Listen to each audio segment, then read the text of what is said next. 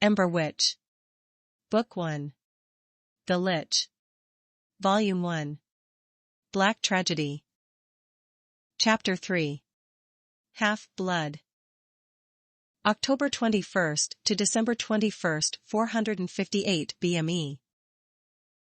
Fragment 26. Her Confession. Cress made her way through the crowded streets of Myopia.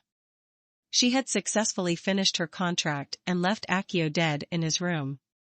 Of course it would be suspect for him to have died the same day an exotic dancer had sex with him, but even if the innkeep reported his murder to Kaisha she wouldn't care.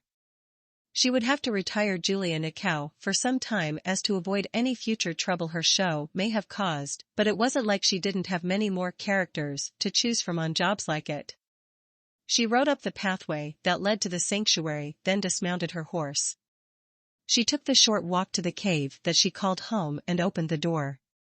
Fevra was sitting in the main entrance, going over maps, marking different symbols onto them.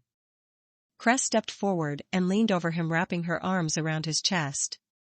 She kissed his cheek and Fevra smiled. "Welcome home," he said warmly, and Cress pressed her face against his, looking over the maps. "How was your mission?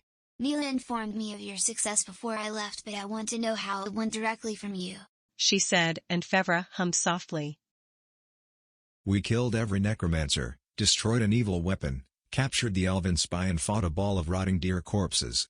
You know the typical," he replied with a smile. Cress laughed and kissed him on the cheek again. "I'm glad you are back. I better go clean up. I smell like you got a rat," she replied, then pulled herself off of him. He turned around to look at her, and she stopped. "Vera has a surprise for you," he said, and Cress looked at him in confusion. "What kind of surprise?" she asked, and Fevra smiled. "I'm not going to ruin it. She left it in your room," he replied, and Cress hopped with excitement.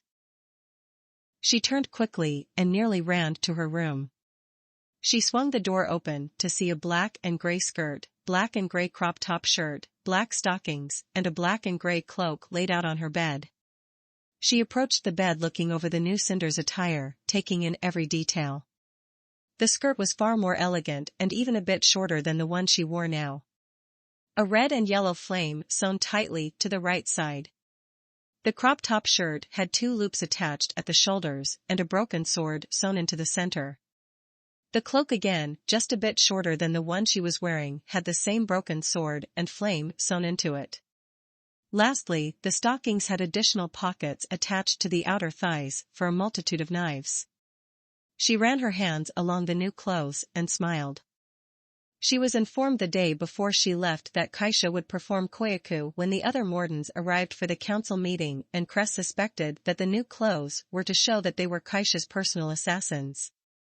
The Cinder would hide no longer. She gathered the clothing and ran to the bath, passing the training room.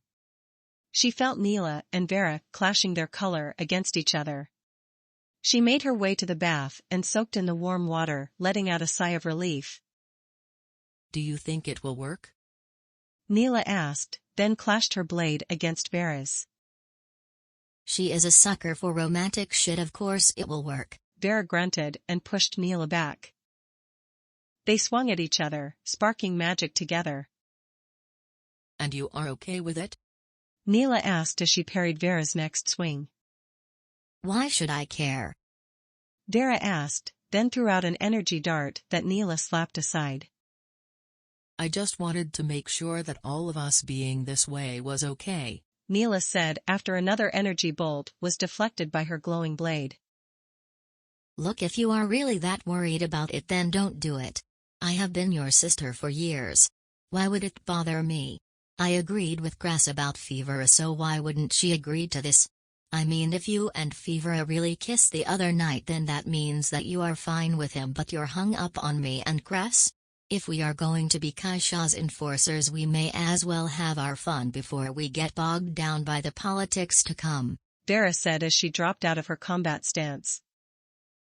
"I'm not hung up on it. It's just that this is new territory for me. When I was brought into the Cinder, things were different. My clan father had his way of doing things. We were not allowed to express our emotions. I'm not sure what I feel anymore, Neela said and followed Vera's lead in letting the combat practice end. How could you not know what to feel? Fevera is a monster, grass can melt your mind, I can go for hours and you have the most experience out of all of us. Don't let the complexity of the situation confuse you. We are family and if we are together we are stronger. Imagine that you were never a cinder. Imagine what your life would be right now. Wife to some poor ugly bastard at the best and dead at the worst. Now think of what you have here.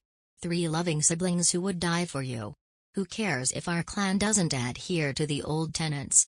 Who cares if the word family means something different to us? We are the clan that ended a rebellion. The clan who revealed the elven plot threatening to unravel the world.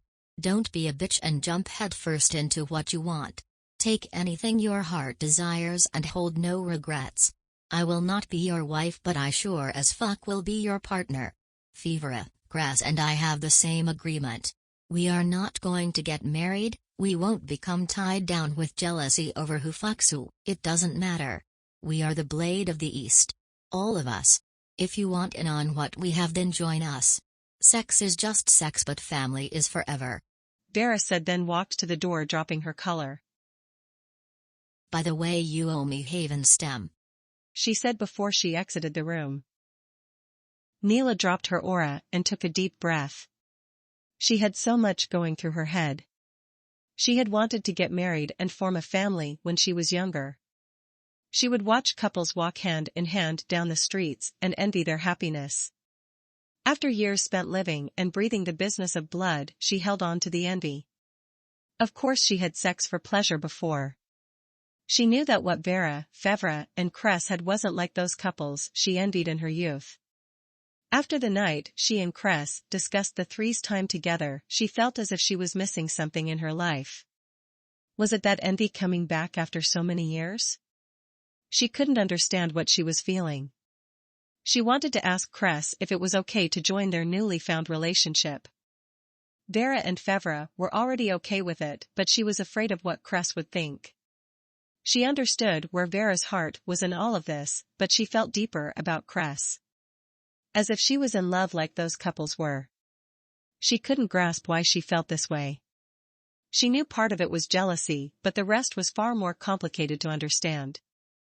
The laws of marriage state that each partner must stay loyal to each other, but that was broken easily by the whores who sold their bodies. She knew that men and women would cheat and break that loyalty. Could she do the same and have it be okay? Could she love Cress and let herself be involved with Fevra and Vera? She stepped out of the training hall, knowing the answer. You stole at least 4 buds. Vera yelled and Fevra shook his head. It was 2. He yelled back and Vera stepped up to him. Bullshit, I counted them before I fell asleep and I am missing 4 buds. Vera said and pointed at Fevra with a scowl. You clearly can't count correctly. That or you were so high and drunk that your vision was doubled. Fevra replied and backed up to the wall as Vera stepped closer to him. Oh, so now I'm a drunk? She asked in playful fury.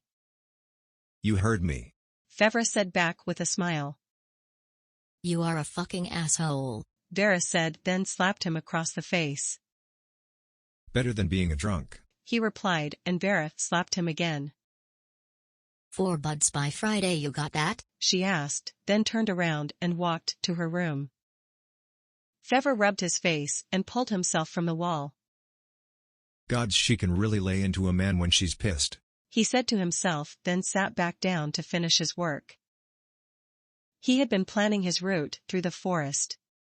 He would start with the Far East Pack, then make his way west to warn his clan. After that, if he wasn't killed by either of them, he would head north to the middle of the forest where he knew 2 packs would be. After that it would be another western trek to the last few packs before he made his way to the north once more to warn the Rosen Rain and steal the Black Blade. If he was lucky, they would believe his story and prepare themselves for a pending war.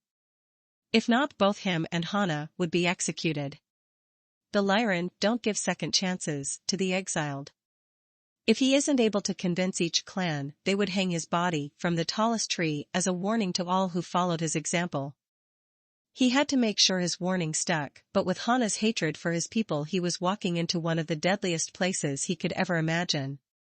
If they found out about his second goal, he would also be executed for attempting to take the weapon that he murdered his brother with. Either situation was terrible, but his people needed to know what was coming. No other Lyran was around to deliver the news. Although not impossible to find out here, every exiled Lyran didn't hold the same position as he did. Most of them were hiding out in the woods, living their lives in exile. He was the only Lyran to have the trust and backing of the Morden. The only one who has first-hand knowledge of the Elven's plans. He couldn't fail his mission. Cress spun around, getting used to the weight of her new outfit. She cleared a space in her room and began stretching and bending her body to feel how the clothes would hinder her movements. As she did the splits, she heard a knock at her door. She called out for them to enter and was greeted by Neela, who stood gracefully in front of her. How was your mission? Neela asked, and Cress performed the same handstand flip she did during her dance and stood up, bowing to Neela. Went off without a hitch. Poor boy didn't even know he was poisoned, she replied with a smile. Good, you always had a knack for subtlety in your kills, unlike Vera, Neela replied. Cress spun around, showing off her clothes.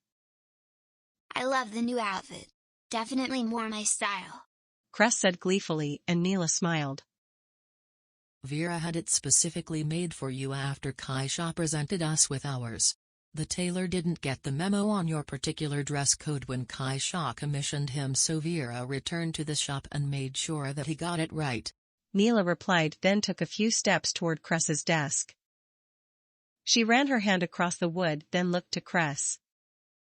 I wanted to ask you something, Neela said, then took a moment to compose herself. Anything. I'm all ears, Cress said, then flipped her finger across her ear. Neela smiled, but didn't say anything for another few moments. I know that things are different now. Your relationship with Vera and Fevera specifically. I know it's not my place to pry, but I don't know what else I can do, Neela finally said, and Cress looked at her with confusion. What do you mean? I thought you were okay with us. Cress said, then looked Neela in the eyes, seeing the confusion, anguish, sadness, and jealousy in them. I am fine with it. I couldn't be more happy to see you three getting along the way you are. I only hope that, Neela said, then looked away. Cress approached her and reached out her hand, grasping Neela's tightly. I only hope that you might accept me like you have them.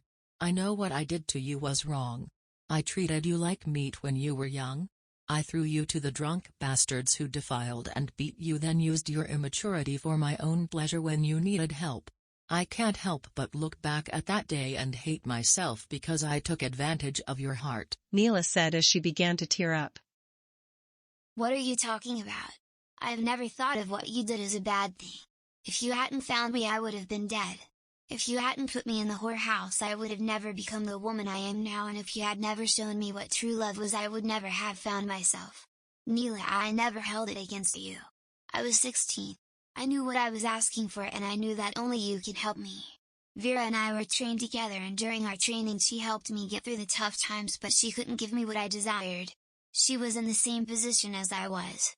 She was fighting back pain just as much as I was. Only you could take that pain away, Cress replied, and wrapped herself around Neela. Why wouldn't I accept you into my heart? I am not like other girls. I was born to a family of drug dealers, thieves and whores. I was beaten for being who I felt inside, and it was you who accepted me. Of course I will accept you, Cress continued as she held Neela close. Neela wrapped her arms around Cress, returning the hug. They embraced for several minutes, letting the past go and heading for a brighter future together.